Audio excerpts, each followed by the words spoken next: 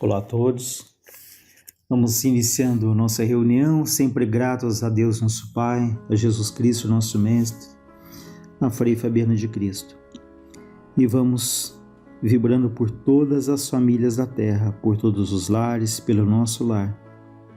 E que essas vibrações se estendam a todos aqueles que estão ou que se sentem sozinhos, a todos os doentes do corpo ou da alma. Nós hoje trouxemos do livro Caminho, Verdade e Vida, que é um livro de psicografia de Chico Xavier pelo Espírito de Emmanuel, em que ele fala sobre um tema cujo título é Basta Pouco. E ele retira um trecho do Novo Testamento de João, em que Jesus diz: aquele que tem os meus mandamentos e os guarda, esse é o que me ama. E aquele que me ama será amado por meu Pai, e eu amarei e manifestar-me-ei a ele. Pergunta-lhe então Judas, não Iscariotes, mas aqui o Judas Tadeu: Senhor, por que razão há de manifestar-se a nós e não ao mundo? Respondeu-lhe Jesus: se alguém me ama, guardará a minha palavra, e meu Pai o amará, e nós viremos a ele, e nele faremos a nossa morada. Aquele que não me ama não guarda as minhas palavras. A palavra que tendes ouvido não é a minha, mas a do meu Pai que me enviou. E o texto do livro Caminho, Verdade e Vida nos diz: um dos atos mais surpreendentes do cristianismo é a posição escolhida pelo Salvador a fim de anunciar as verdades eternas. Não aparece Jesus em decretos sensacionais, em troféus revolucionários ou em situações de domínio. Ele chega em paz à manjedoura simples, exemplifica o trabalho, conversa com alguns homens obscuros de uma aldeola singela e com isso ele prepara a transformação da humanidade inteira. Para o mundo inferior, todavia, a pergunta de Tadeu ainda é de plena atualidade. Lembrando que Tadeu pergunta a Jesus, Senhor, de onde vem que has de manifestar a nós e não ao mundo? Ou seja, como que ele se manifestaria ali para um grupo tão pequeno e não ao mundo?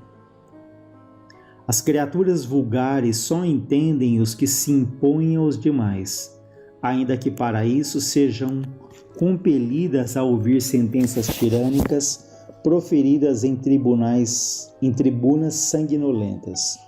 Apenas compreendem espetáculos que ferem a visão e gestos teatrais dos que dominam por um dia para sofrerem amanhã o mesmo processo transformador imposto ao mundo transitório ao qual se dirigem.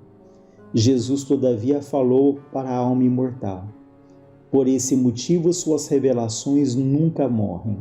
Além disso, provou não ser necessária a evidência social e econômica para o serviço de utilidade a Deus, demonstrando ainda não ser para isso indispensável a cidade com as arregimentações e recursos faustosos.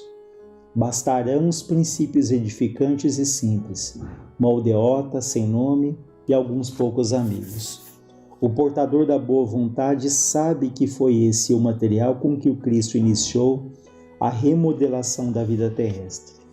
Então esse texto nos mostra a simplicidade do Cristo, os poucos recursos que ele tinha e como que começou esse grande trabalho, de uma maneira muito simples, muito humilde, com um grupo ali de pescadores igualmente simples, mas hoje nós sabemos qual foi o efeito gigantesco para a humanidade da vinda de Jesus.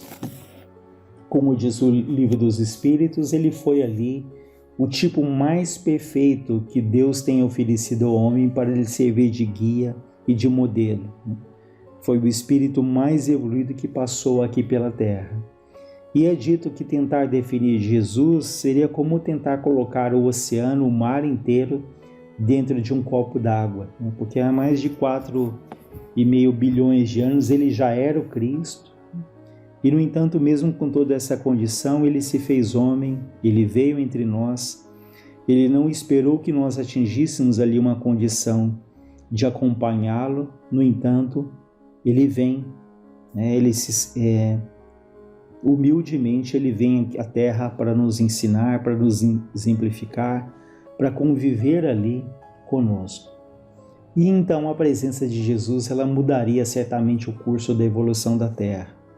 O texto mostra que quantas vezes nós esperamos grandes acontecimentos, esperamos uma mudança do mundo a partir do poder, a partir do destaque ali social, econômico, e a lição do Cristo nos mostra ali o valor das pequenas coisas, que falamos recentemente também, né?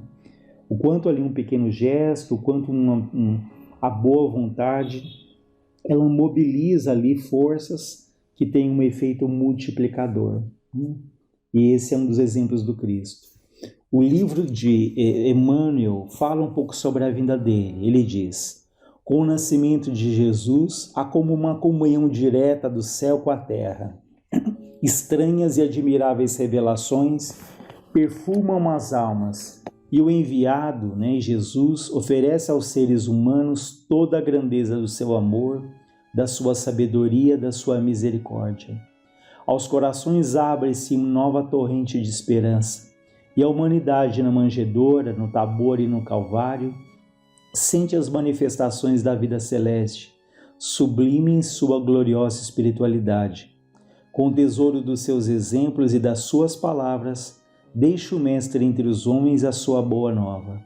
O Evangelho do Cristo é o transunto, né, a condensação de todas as filosofias que procuram aprimorar o espírito, norteando-lhe a vida e as aspirações. Jesus foi a manifestação do amor de Deus, a personificação de sua bondade infinita.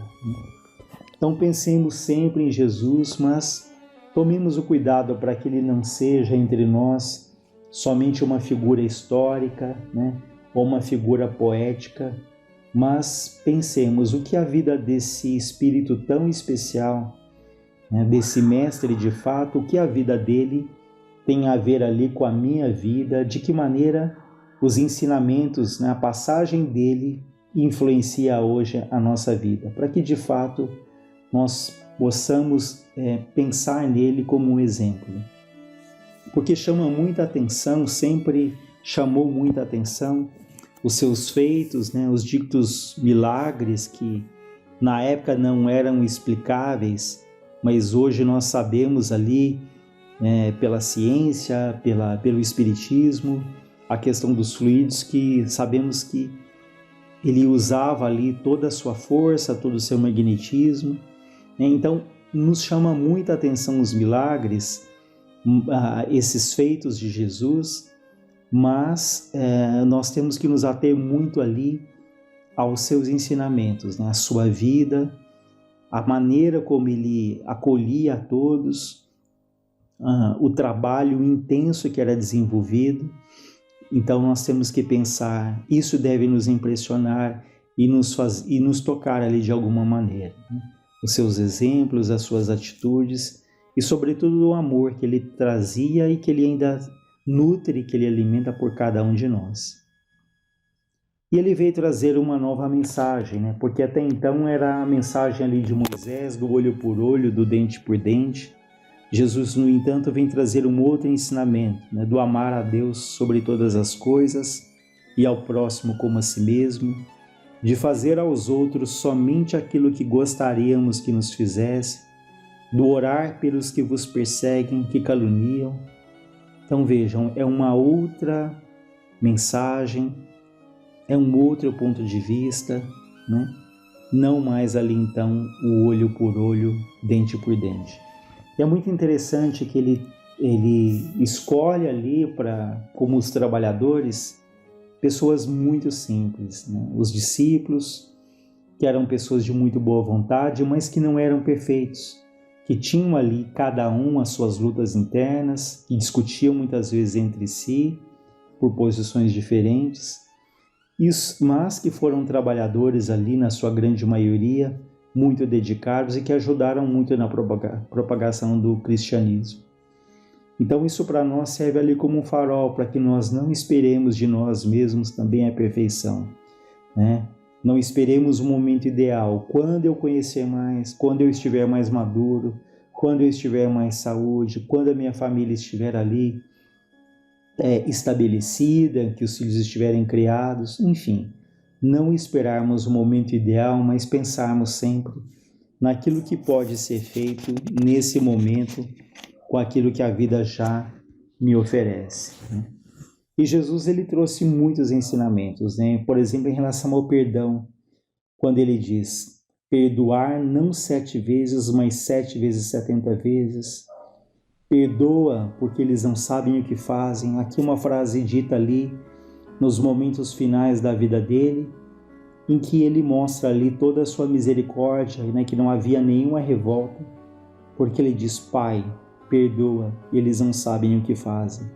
Deixando muito claro que quando nós negamos o Cristo, nós agimos como crianças ali, rebeldes até, que nós não sabemos o que estamos fazendo contra nós mesmos, abdicando, deixando ali de sentir esse amor, esse carinho que o Cristo sente por nós. Sobre as preocupações, sobre a ansiedade, sobre o desespero, quando Jesus dizia, não vos inquieteis pelo dia de amanhã, que a cada dia basta a sua aflição, e como essa frase tem sido extremamente necessária nessa fase em que vivemos, A cada dia basta a sua aflição, ou seja, um dia de cada vez.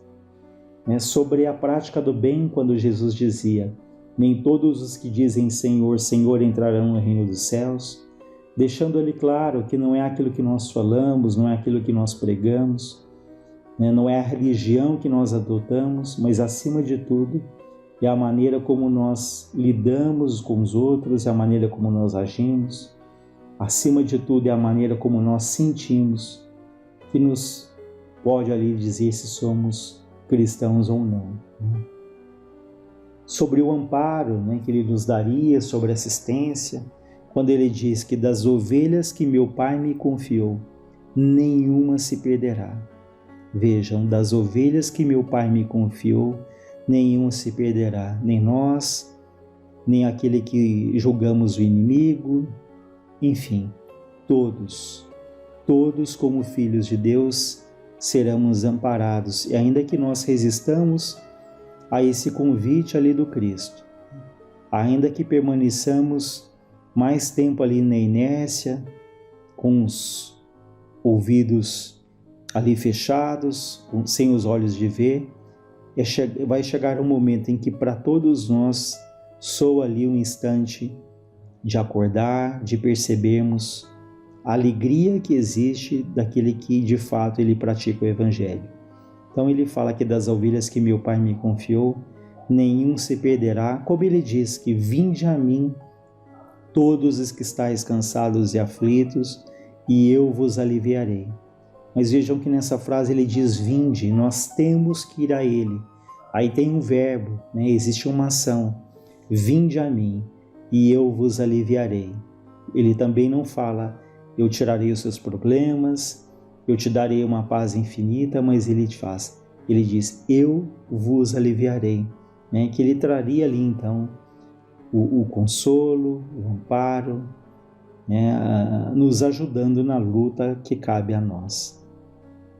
Em relação à justiça, quando ele diz que nenhuma folha cairia de uma árvore sem que Deus o permita, enfim, são tantos e tantos ensinamentos que estão ali no Evangelho, que o Evangelho é um repositório sagrado ali, no qual nós encontraríamos muitas respostas, se o lêssemos ali com o coração aberto, porque a própria vida dele já seria um farol, mas há muitos ensinamentos ali de Jesus que seriam riquíssimos para as dúvidas, para as angústias que nós todos carregamos. Seria um consolo também. Então tudo isso para que a gente pense ali, um convite para pensar no Cristo, sempre de uma maneira mais intensa, de uma maneira mais íntima até, não pensarmos no Cristo como um espírito tão distante, como foi dito antes, não como uma figura poética, histórica, mas alguém que se encontra muito mais próximo do que nós imaginamos, que nos ama, que nos ampara, mas igualmente Ele espera que façamos ali o nosso caminho com o nosso esforço, com a nossa conquista, com a nossa boa vontade. E tem no final do livro Mergulhando no Mar de Amor, que é o livro que fala da vida de Fabiana de Cristo, existe um texto muito bonito cujo título é Sob o Olhar de Jesus. Ele diz: sempre sonhei com o olhar de Jesus, aqueles olhos brancos de franca luz, aqueles olhos densos, aquele olhar, olhos de manjedoura, imensos olhos de cruz, luminescentes, generosos, um mar de serenidade, uma onda de paz, uma bênção, uma saudade, uma calma, que bem que me faz. Se os olhos são o espelho da alma, posso imaginar a alma do Cristo? É tanta pureza, tanta indefinível bondade, tanto amor e tanta luz, que quando penso em Jesus existo.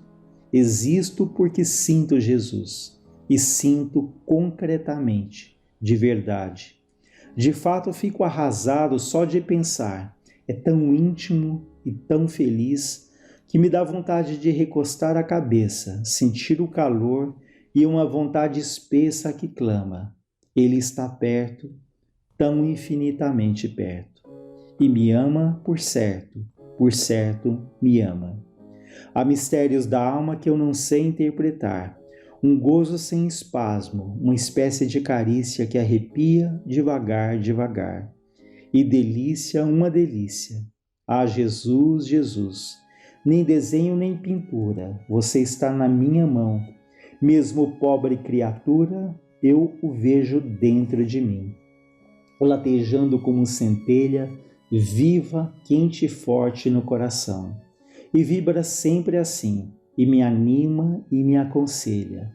Presente, nunca reclama, ampara sem falha, pacifica e agasalha, e me ama por certo me ama. Frei Fabiana de Cristo. Então nós vamos encerrando aqui, sempre agradecidos ao nosso Criador e a Jesus, nosso Mestre.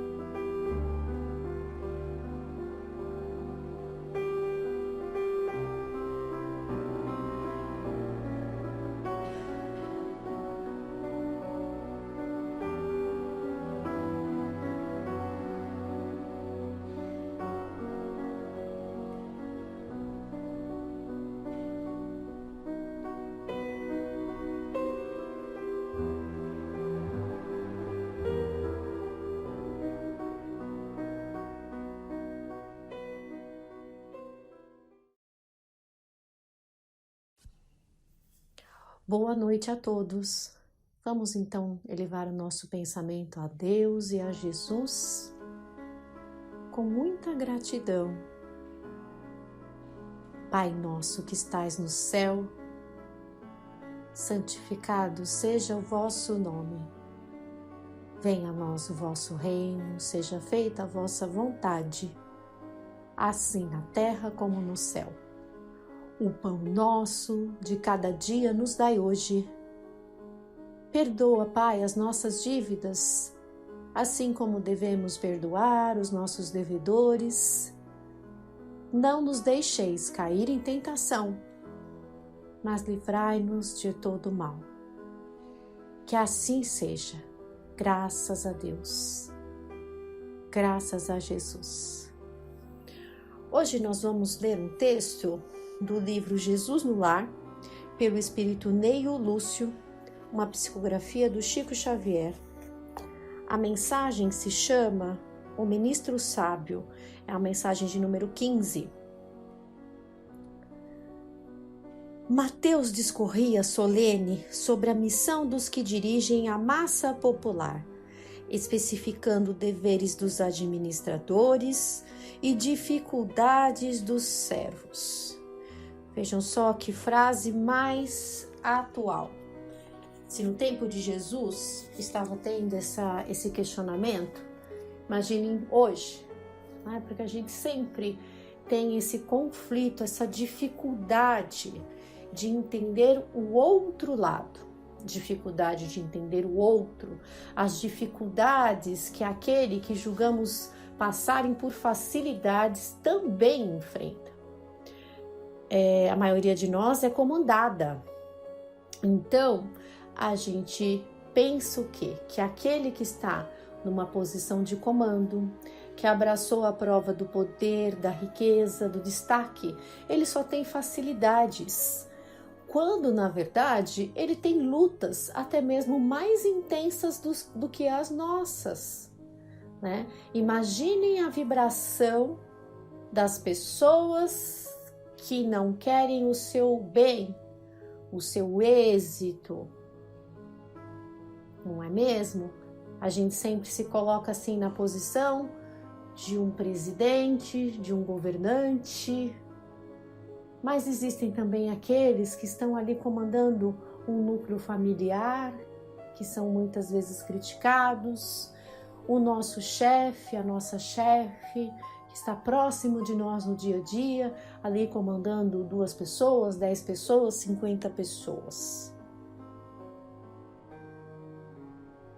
Nós somos insubordináveis, melindrosos, melindrados, revoltados, maliciosos.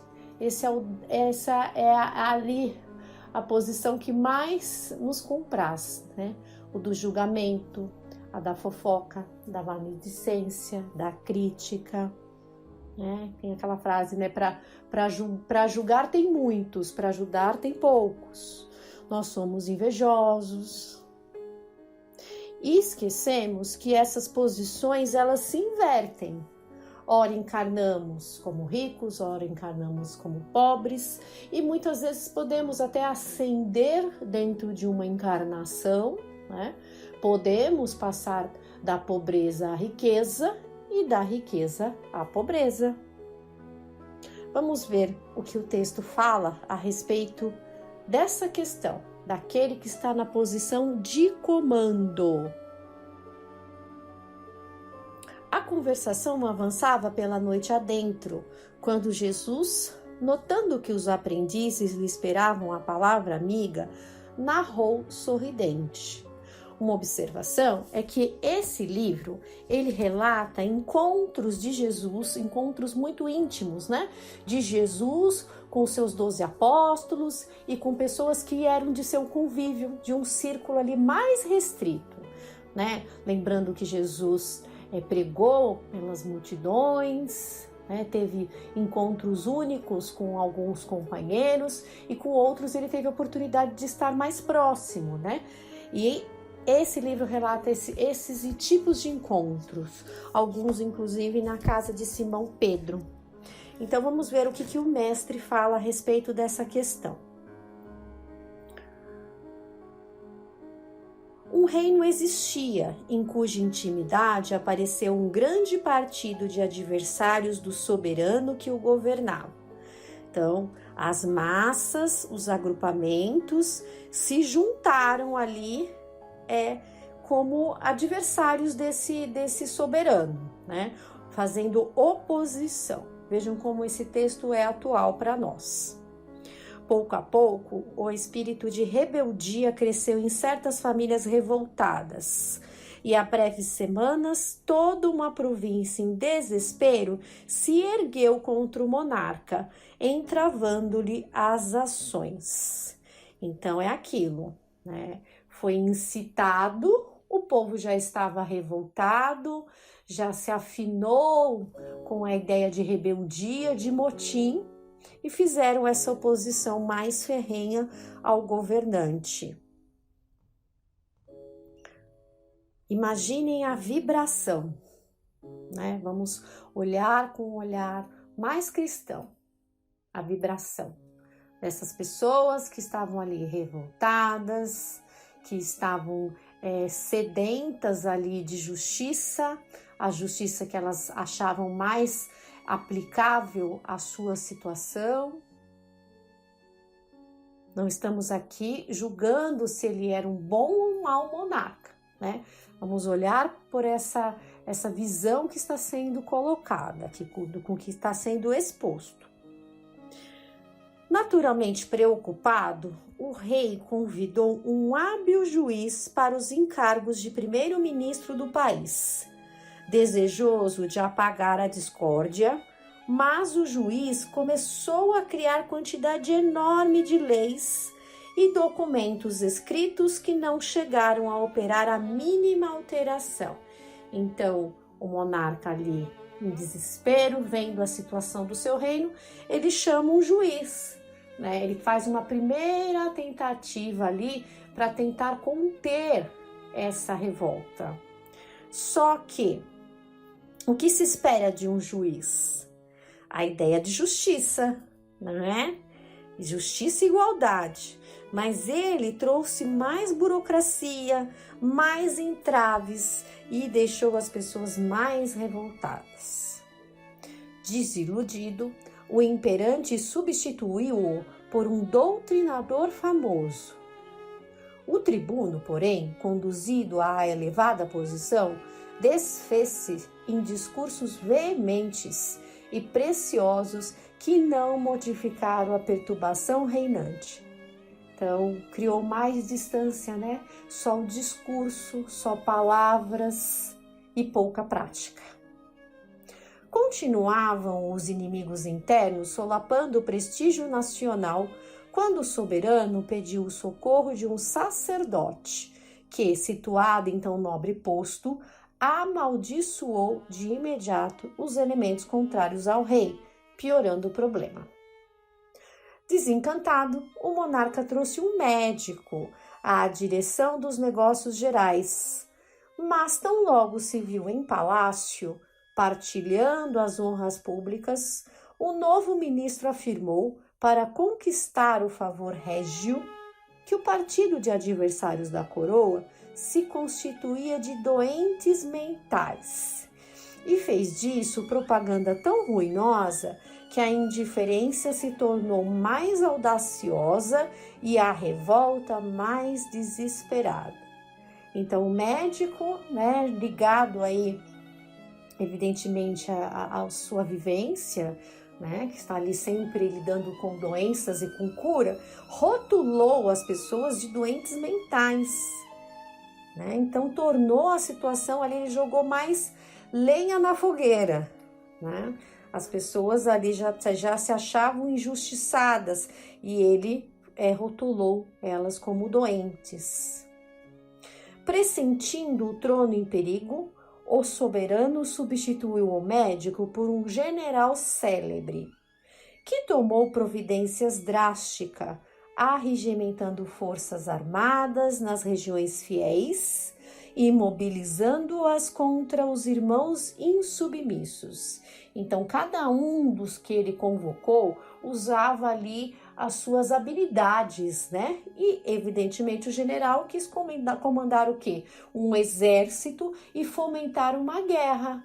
Então, ele colocou os partidários do rei contra a massa que estava revoltada contra os adversários do rei. Colocou em campo mesmo de batalha. Estabeleceu-se a guerra civil. E quando a morte começou a ceifar vidas inúmeras, inclusive a do temido lidador militar, ou seja, o próprio general veio a desencarnar nessas guerras, em uma dessas batalhas, inclusive a do temido lidador militar que se convertera em primeiro-ministro do reino, o imperante de alma confrangida convidou um sábio a ocupar-se do posto então vazio. Vamos ver então qual foi a atitude do sábio.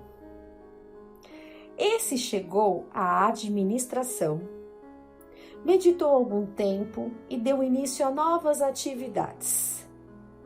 Não criou novas leis, não pronunciou discursos, não censurou os insurretos, não perdeu tempo em zombaria, nem estimulou qualquer cultura de vingança. Muito diferente o comportamento dele em relação aos seus antecessores. Por isso que aqui ele é colocado como um sábio. Vamos ver o que o texto acrescenta a respeito da atitude dele. Então ele fez tudo diferente dos antecessores. Dirigiu-se em pessoa à região conflagrada, a fim de observar-lhe as necessidades. Então ele foi buscar ali em campo qual seria a melhor atitude. Ele foi se inteirar da situação, cara a par. Olha a atitude que ele teve. Ao invés de impor, ele foi ali ver, observar para ver o que ele tinha que fazer. Reparou aí a existência de inúmeras criaturas sem teto, sem trabalho e sem instrução, e erigiu casas, criou oficinas, abriu estradas e improvisou escolas, incentivando o serviço e a educação, lutando com valioso espírito de entendimento e fraternidade contra a preguiça e a ignorância. Então é aquela perguntinha poderosa, né? O que eu tenho que fazer para mudar essa ou aquela situação? Como eu posso ajudar? Como eu posso servir? Mãos à obra, trabalho. Tudo que a gente planta, a gente colhe, né? O trabalho abençoado sempre gera bons frutos.